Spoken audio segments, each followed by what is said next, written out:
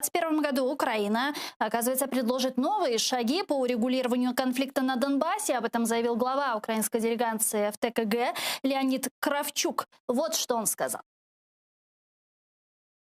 У новому році будуть більш рішучі і більш конкретні дії для досягнення головного питання – встановлення миру на Донбасі. Я думаю, якщо ми запропонуємо реальні кроки, то нас зрозуміють перш за все в Україні і за кордоном, де вірять і знають, як виконувати міжнародні норми.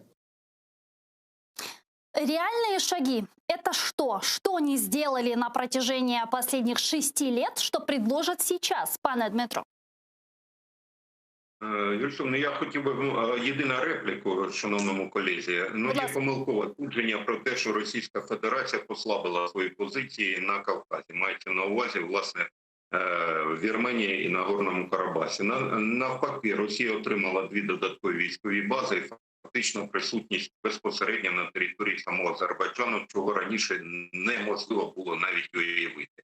От на цьому нам варто і грати. Наразі йде військово-політичне протистояння якраз по вісі Москва і, відповідно, Анкара. І як слушно зауважив колега справедливо, що протистояння військове йде не тільки безпосередньо на території Азербайджану, але й Сирії і Лівії. І тому територія анексованого півострова Крим мається на увазі, є зоною стратегічних інтересів, відповідно, Туреччини. І на цьому українській політиці треба грати, влаштовувати, використовувати цей важіль впливу. Що стосується, власне, мінських домовленостей, ви знаєте, тут мене дивує, Гюльсум, розбіжність думок всередині української делегації. Пан Кравчук заявляє одне, в той час як радник пана Кравчука заявляє про те, що наразі немає потреби в плані Б. Нас це влаштовує. Тільки не зрозуміло, що влаштовує пана Арестовича. Він сьогодні заявляє про те, що, власне, нормандські домовленості виконані фактично на 50%.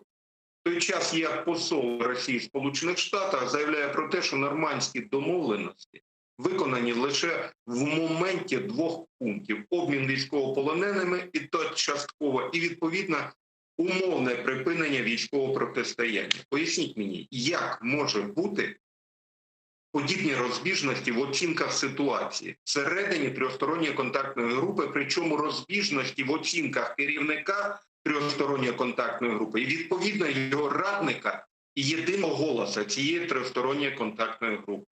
А це знову свідчить, пані Гюльсум, про те, що у нас немає плану ні Б, ні С, ні Д, про який заявляли, власне, і військово-політичне керівництво України, і представники, відповідно, Міністерства закордонних справ.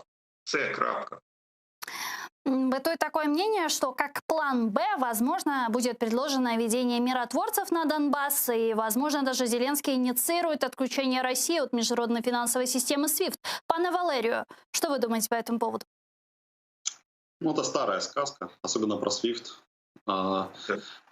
Про миротворцев тоже, в принципе. И если говорить про букву закона определенной, если мы зафиксируем, что у нас 22 июля соблюдается перемирие, то основания есть. Основания есть говорить снова такие поднятия документы, которые лежат там 17 года в ООН. И миссия по поддержанию мира, то есть она может зайти в страну по приглашению, должна быть подготовительная работа, должен быть бюджет. Это самый важный вопрос, наверное, про который стоит говорить. И это должна быть стратегия выхода от этой миссии. То есть, если Украина начнет поднимать это, я, конечно, буду поддерживать 2 руками вот такой сценарий.